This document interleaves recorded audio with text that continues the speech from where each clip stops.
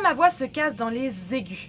Je réponds à vos questions. Bonjour à tous et à tous, je suis absolument ravie de vous retrouver pour cette nouvelle vidéo. Bienvenue à toi si tu es nouveau sur ma chaîne, tu vas retrouver ici une quantité de vidéos sur la voix, de la technique vocale, des exercices, des échauffements, enfin bref, tout un super beau contenu que je suis certaine que tu ne voudras pas louper. Donc, abonne-toi et actionne la cloche. Si vous ne me connaissez pas encore, je me présente très rapidement, je m'appelle Elena Hurstel et je suis votre coach vocal depuis 2013 pour faire de votre voix votre allié numéro 1. N'hésitez pas, rejoignez-moi également sur Facebook et sur Instagram. Je suis également super heureuse de vous accueillir dans ce magnifique décor. Je suis actuellement en Italie pour des sessions de voyage coaching. Le voyage coaching, c'est une semaine de travail intensive, individuelle et sur mesure. 13 femmes m'ont fait confiance pour me confier leur réussite et leur travail vocal. Elles viennent tour à tour pour qu'on travaille de manière efficace, de manière ciblée sur leurs problématiques et croyez-moi, dans un cadre aussi magnifique que celui-là, on n'a aucune raison de ne pas réussir. Si ce concept de voyage coaching c'est quelque chose qui t'intéresse, n'hésite pas, fais-moi un mail dès maintenant pour réserver ta place pour les prochaines sessions. Le thème du jour, pourquoi est-ce que ma voix se casse dans les aigus? C'est Little Lynx qui m'a fait un petit message, qui m'a fait un commentaire en me disant « Elena, voilà, je sais pas comment ça fonctionne, moi, ma voix elle se casse tout le temps dans les aigus, comment faire ?» J'ai donc décidé d'en faire aujourd'hui une vidéo pour pouvoir répondre à ta question Little Lynx. Et vous aussi, n'hésitez pas si vous avez des questions bien spécifiques de technique vocale ou par rapport à une situation particulière, mettez-le moi en commentaire, j'en ferai également une vidéo. Allez, c'est parti, je vous propose qu'on rentre tout de suite dans le vif du sujet.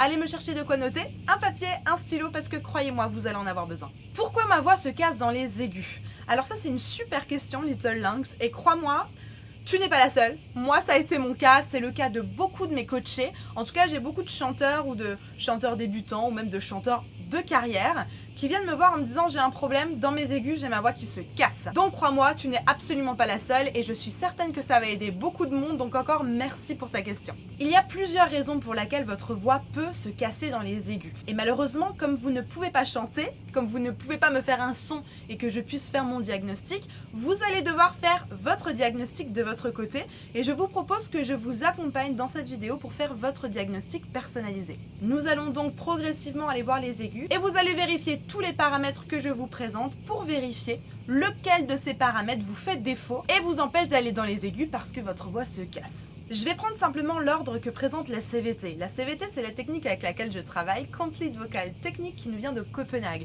Si vous ne savez pas de quoi je parle, je vous mets la vidéo juste ici où j'en parle un peu plus dans le détail. La technique de la CVT présente la voix, présente la construction du mécanisme vocal et des outils pour la voix de manière assez, précise. C'est-à-dire qu'il va y avoir d'abord les 3 principes fondamentaux, ensuite le choix du mode, les sound colors et peut-être ensuite ajouter un effet. Et la plupart du temps, le problème de cassage dans les aigus va se trouver dans les 3 principes fondamentaux ou alors dans le mauvais choix du mode. Donc, on va aller regarder ça aujourd'hui ensemble et vous allez pouvoir faire votre diagnostic si vous avez bien tous les ingrédients nécessaires dans les 3 principes fondamentaux et dans les modes. Les 3 principes fondamentaux sont assez simples. Le premier principe, c'est le soutien. Qu'est-ce qu'on inclut dans le soutien? L'énergie corporelle qu'on a besoin pour créer un son, mais également le mouvement. Et la plupart du temps, le problème vient de là. Le problème vient de là parce que soit on verrouille, et on a une espèce de forçage et de contraction figée, soit alors on n'a pas suffisamment d'énergie. Soit l'un, soit l'autre, essayez de voir, essaye de regarder de ton côté Little Lynx, si il y a peut-être ce problème-là. Mettons ça maintenant à la hauteur des aigus. Les aigus, rappelez-vous, c'est la zone de votre voix la plus haute. Ça veut donc dire que ça va vous demander de l'énergie d'aller atteindre vos aigus. Ça veut donc dire que si vous n'engagez pas suffisamment d'énergie dans les aigus, votre voix peut se casser. Je vous propose donc qu'on fasse un essai. On va monter du médium jusqu'à l'aigu et j'aimerais que vous m'engagiez de plus en plus d'énergie pour qu'on évite ce phénomène de cassage au moment de l'arrivée dans les aigus. Donc on commence par ici et on y va sur un et encore une fois et on monte. Et engagez l'énergie. Et encore un peu plus. Et encore un peu plus. Et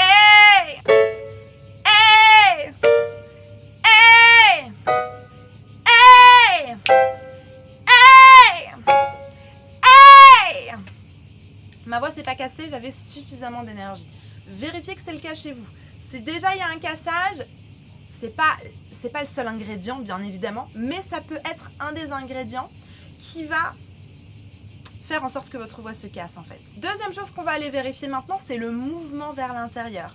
Vérifiez donc que vous n'avez pas une contraction figée, c'est-à-dire un peu comme un gars qui fait de la muscu quoi, d'accord? Ou une bodybuildeuse.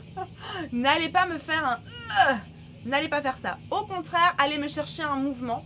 Et attention, pas un mouvement qui va trop vite, d'accord? Le ventre, je vous le rappelle ici, le ventre il doit aller de l'extérieur vers l'intérieur. Et comme la note elle n'est pas très longue, ça va pas aller beaucoup vers l'intérieur, juste un tout petit peu. Allez, on y retourne. Et vous vérifiez que votre ventre va vers l'intérieur un tout petit peu. C'est parti.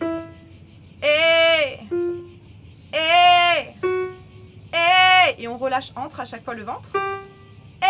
Et on relâche. Et on relâche. Et on relâche. Et on relâche. Et on relâche. Et on relâche. Ok? Donc vérifiez bien suffisamment d'énergie et le mouvement au niveau du ventre. Donc ça c'est le premier principe fondamental de la CVT, le soutien. Volontairement j'aime pas trop appeler ça respiration parce que on n'a pas parlé d'inspiration, on n'a pas parlé d'expiration, on a juste parlé d'énergie et de comment gérer l'énergie. Et je trouve ça vachement plus spécifique, vachement plus précis. Et en fait ça décrit beaucoup mieux les ingrédients qu'on utilise, donc garder soutien, c'est un peu mieux que respiration. Ensuite, le deuxième principe fondamental de la CVT, c'est le twang, d'avoir suffisamment de twang. Et c'est pour ça que j'ai tout de suite utilisé une voyelle qui en avait déjà naturellement, le « et ». On va quand même vérifier chez vous qu'on ait suffisamment de twang. Si vous ne savez pas de quoi je parle, je vous mets la vidéo du twang juste ici. Le twang, c'est une couleur un peu acide. C'est une couleur un peu tranchante qu'on va retrouver dans le « et ». Faites-moi un petit peu la sorcière qui prépare un plan machiavélique. Ça, c'est du twang.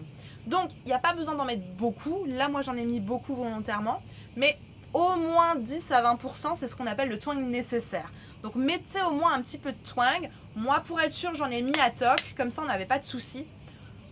C'est potentiellement ce que je vous conseille dans un premier temps pour aller atteindre vos aigus, d'avoir beaucoup de twang pour les aigus. Potentiellement, ça peut vous aider. Encore une fois, il n'y a pas d'absolu, mais ça peut vous aider pour les aigus. En tout cas, moi, ça m'aide, donc je vous conseille de le faire. Donc, vérifiez bien que dans vos notes, normalement, avec le « et » de tout à l'heure, vous aviez du twang. Vérifiez bien que c'est le cas. N'hésitez pas à liker cette vidéo si elle vous plaît et si vous apprenez quelque chose. Le troisième principe fondamental, qui est vraiment super important, c'est de ne pas engager les lèvres. Ne faites pas ça.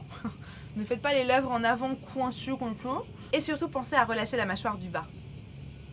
Voilà, on va avoir besoin d'ouvrir dans les aigus, mais surtout de bien placer la mâchoire du bas, potentiellement un peu en arrière. Voilà, il faut l'ouvrir et la relâcher. Donc on va refaire la même chose et vous allez vérifier la position de la mâchoire. Toujours sur un « et » pour avoir du twang.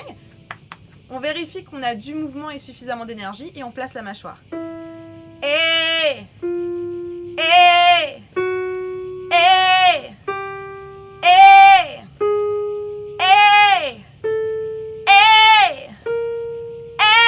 Et là, plus on va monter, plus on va ouvrir.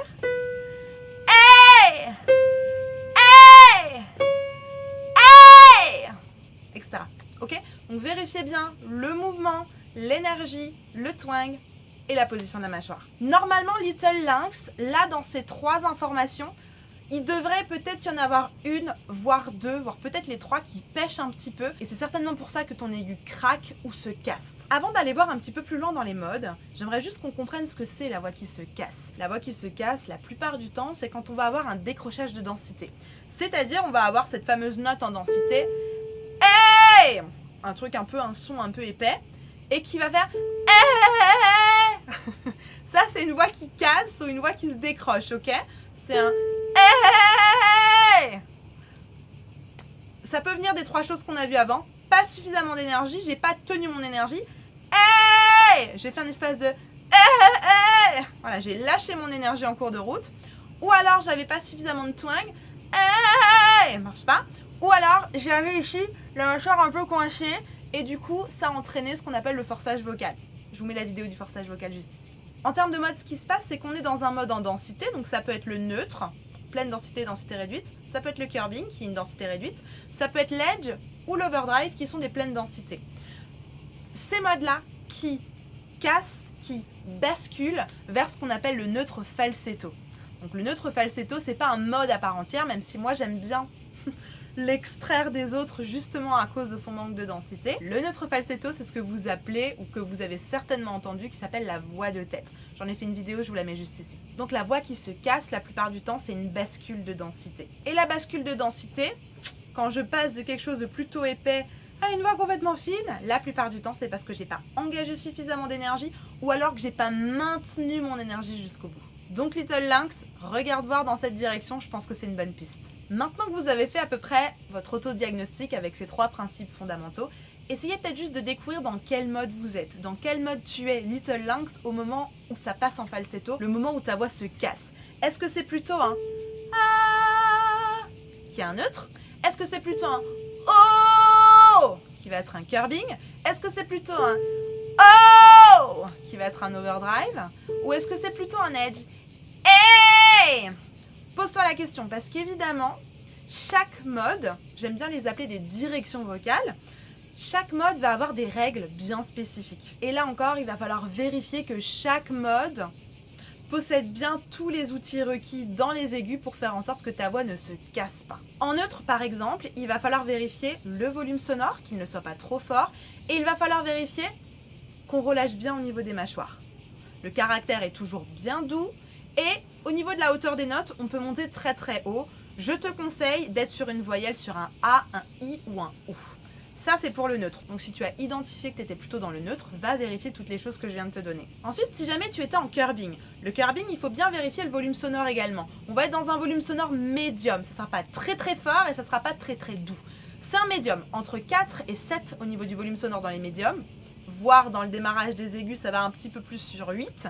Mais pas beaucoup plus fort. Le curbing, c'est un mode un peu retenu, donc il n'y aura jamais vraiment beaucoup de volume sonore. Souvent, la voix casse, la voix craque vers le falsetto parce qu'on veut mettre trop de volume sonore dans le curbing, donc faire bien attention. Vérifiez aussi qu'on retient bien vers soi, vérifiez qu'on a suffisamment de métal, vérifiez qu'on a suffisamment de twang, vérifiez qu'on a suffisamment d'énergie et qu'on utilise les bonnes voyelles, à savoir un O ou un OU. Et si tu as des paroles, de vérifier que les paroles sont dans ce moule, dans cette direction de mode. Pour l'overdrive, il va falloir faire un tout petit peu plus attention parce qu'il a une hauteur limite. La hauteur limite de l'overdrive, c'est le Ré 4. Donc potentiellement Little Lynx, si ça casse et que tu as identifié que tu étais en overdrive, c'est peut-être simplement parce que c'est la hauteur limite, faudra passer sur un edge, sur un curbing ou alors sur un neutre. Et ensuite pour l'edge, il faut vérifier qu'on a beaucoup de volume sonore, c'est possible d'en mettre un peu moins mais dans un premier temps, surtout dans les aigus, on vérifie qu'on a beaucoup de volume sonore, on vérifie qu'on ait les bonnes voyelles, un E par exemple, un E par exemple. On vérifie également qu'on a beaucoup de twang et beaucoup de métal. Je vous mets la vidéo sur la puissance vocale, ça va vous aider juste ici. Et on vérifie que le caractère est plutôt tranchant. C'est super important. Donc en fait, pour votre diagnostic, il faut bien vérifier les paramètres de vos modes. Et il faut évidemment vérifier les 3 principes fondamentaux. Évidemment, ça peut aussi être dû à autre chose. Encore une fois, c'est un démarrage de travail, c'est un démarrage de direction pour que vous puissiez faire un premier diagnostic. Après, mon conseil, vous le savez bien, c'est d'aller voir un coach qui va vraiment pouvoir faire un diagnostic professionnel et vous donner une direction de travail pour améliorer et éviter que vos aigus se cassent ou que vos aigus basculent. Mettez-moi en commentaire si vous avez identifié exactement ce qui cloche. Est-ce que c'était le twang? Est-ce que c'était la mâchoire? Est-ce que c'était l'énergie? Est-ce que c'était le mode? Etc. Mettez-le moi en commentaire. Et évidemment, si vous avez des questions, mettez-les moi aussi en commentaire. Je connais personnellement très bien cette histoire de cassure, puisque j'ai envie de vous dire que 80% de mes coachés viennent chez moi parce qu'ils ont ce problème de cassure. Ils ont ce problème-là, ils veulent chanter dans les aigus et ils n'y arrivent pas. Et croyez-moi, tout ce qu'on a vu ensemble dans le début de la vidéo avec les bons ingrédients, c'est ce qui fonctionne. Parce que les aigus demandent des paramètres bien précis. Les aigus vont vous demander des placements bien précis pour éviter cette bascule, ce cassage. Donc vraiment, je vous conseille, comme la plupart de mes coachés, faites appel à un coach. Faites-vous suivre, faites-vous accompagner. Je vous assure, c'est la meilleure des choses à faire pour traiter ce genre de problématique. Et évidemment, si vous voulez le faire avec moi, dans la description, il y a un petit formulaire. N'hésitez pas à me remplir toutes les questions de ce formulaire. Je vais en prendre connaissance. Si votre profil fait partie des personnes que j'ai l'habitude d'accompagner, je vous proposerai un bilan vocal. Pendant ce bilan vocal, on va regarder ensemble quelle serait la meilleure formule d'accompagnement pour vous, pour votre problématique, pour la régler de manière efficace et durable. Je vous ai préparé une vidéo juste ici, elle arrive dans quelques secondes, c'est la vidéo sur les bases à connaître absolument. Selon moi, c'est vraiment la vidéo que vous devez regarder en complément de celle du jour. Pourquoi? Parce qu'on va réinstaller ces 3 principes fondamentaux. Je crois vraiment que c'est l'une des raisons qui va vous provoquer ce décrochage. Donc vraiment, allez voir cette vidéo, vous allez voir, c'est pas à pas, on va travailler ensemble pour installer un geste vocal sain avec ses bases, les 3 choses que vous devez absolument maîtriser, c'est juste ici dans cette vidéo. En attendant de vous retrouver juste ici dans cette vidéo, je vous souhaite une bonne journée, une bonne soirée. Prenez soin de vous, croyez en vous et n'oubliez pas, tout est possible. Vraiment, tout est possible. A tout de suite dans cette vidéo.